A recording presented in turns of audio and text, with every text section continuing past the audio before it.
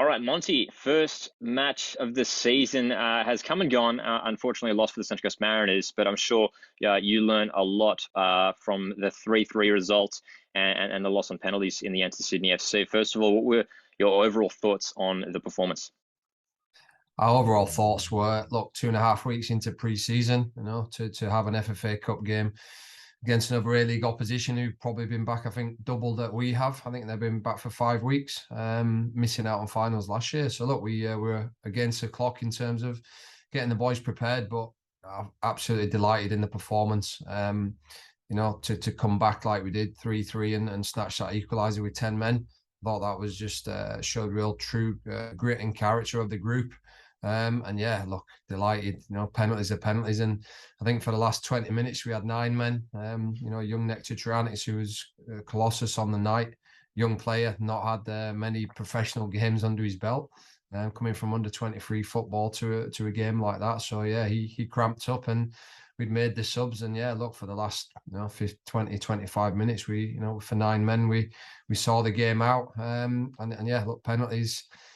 Anybody's on the night, unfortunately, big moments, pressure gets to young players, and yeah, young players, senior players. So yeah, we didn't score the penalty, so we didn't deserve to go through. So disappointed not to go through. But yeah, just delighted with the performance of the group and the team and the boys that came off the bench. I thought it was a massive effort. Yeah, and you mentioned Triantis there, obviously one of four of new signings who featured in this game: Thomas Aquilina, Michael Roos, Paul Ayongo. What were your thoughts on those players' performance in particular? Obviously, Roos getting a goal in this game as well, and I'm sure fans were pleased to finally see these guys in action in yellow and navy. What were your thoughts for the performances of some of these new Mariners players? Look, I thought all the new boys that came in, they've integrated really well. But like I said, then we're talking about 2.5 weeks of training, as a group, and 2 games prior to that game. So look, I wasn't expecting miracles. Michael Roos, fantastic athlete. I think everybody could see, when he gets the ball in and around the box, he's so quick and strong, and he's changed the direction. And he got his goal. He got his goal following in from my younger shot, and yeah, I thought he fully deserved it on the night. Again, Tommy Aquilina coming in, he's going to have to find his feet. Play a little bit. We play differently to what he was used to last season. And I thought he had a solid game in parts. Again, looks like a new player that's coming into a new team, is just adjusting to a different style of play, and that will take time. But I thought Paul's trained with us for probably a week, so he's a week into pre-season, and I thought his effort was outstanding, and everybody can see he's a bag of energy. When he gets fully fit, he's going to be very, very dangerous. And yeah, I thought Nectar, 19-year-old centre back, very young team. On the night, I thought he was absolutely solid, and yeah, look, he cramped up near the end, and that's that's due to not having much pre-season training in him, and now it's men's football, so early that quickly. But I thought the rest of the boys, yeah, they put in a real shift, and yeah, like I said, nothing but praise for the effort the boys put in. I thought it was colossal effort. And there was two players in particular who it was a very exciting day for them, and Brad Tapp and Maxim Kasolovic, who both made their debuts in this game, and they debuts for the senior team. And really excited. Obviously, this isn't anything new here for the club at Central Coast Mariners. These academy products who have come through the system, have been nurtured by yourself and Sergio, and now they've been given an opportunity in the first team. Just touch on the performances of those guys. I thought Brad Tapp was fantastic when he came on and made an impact there. But yeah, just your thoughts on those young guys and what it means for them to get the opportunity for the Mariners. Yeah, you touched on it then. It's nothing new for the Mariners. You're talking about 2 young players there that have been with the club for a number of years, that are brought into the club. Myself and Sergio brought them in. Tappy, again, midfielder, versatile, can play at centre back. He's good on the ball.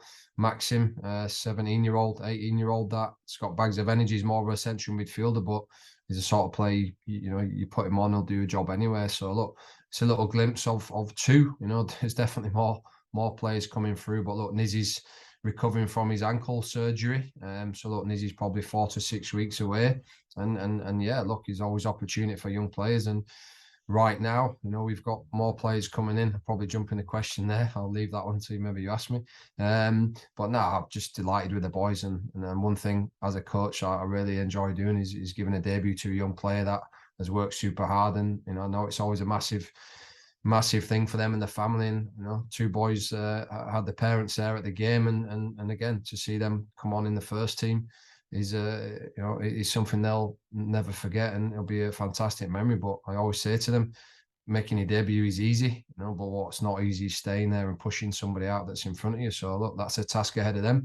But they're both young, and yeah, no doubt they'll play a part this season. But yeah, really happy with their performances off the bench as well. And obviously, a long time now until the next competitive match for the Mariners, October 8, looking ahead to that F3 derby. It's a long time, but I'm sure there's going to be some friendlies lined up across preseason. But what's the plans and sort of goals, I guess, for you as head coach of the side, with the upcoming, next couple of months of preseason? Are there areas that you feel like, after this recent game that we need to strengthen in? What are some of the things that you're looking to build over the preseason? Yeah, look, one thing about the cup, it does really affect pre-season planning. So, look, to be in it, it means you have competitive games.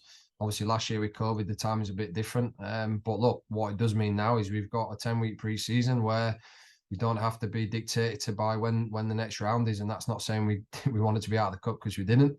But I think always looking for a positive, and so many positives from the game. To go out on penalties was disappointing after what we did. But look, the silver lining is that we can now properly plan a pre-season, and that means games against other A-League teams, possibly NPL teams, looking for a trip away at some point, and again, just completing the squad and bringing in the remainder of the players. We have still got quite a lot of room to bring players in. Hoping that there'll be two defenders that will arrive this week. One's already in the country. One's just waiting on the medical stuff to come through and should be on a plane. And yeah, look, we're close to a goalkeeper as well. Obviously, bringing another goalkeeper in. There's plenty of options, and yeah, I'm pretty hopeful that will be unveiled this week. But as always, until pen's on paper and everything's done, it's never done. So we're continuously looking around, and there's definitely good options there. But with 2.5 months to go until the start of the A-League season, we definitely weren't going to rush just to get everyone in for a cup game. So yeah, we've got plenty of time now to prepare, and we've still got a visa spot as well with Marcos's departure for family reasons, going back to Costa Rica. So look, whether we use that now or whether we look to use that in January to bolster the squad, because yeah, we've definitely got funds that we didn't have before. We've definitely got funds in the cap now to make sure when we recruit, we can we can really look around and see what's going to benefit the team.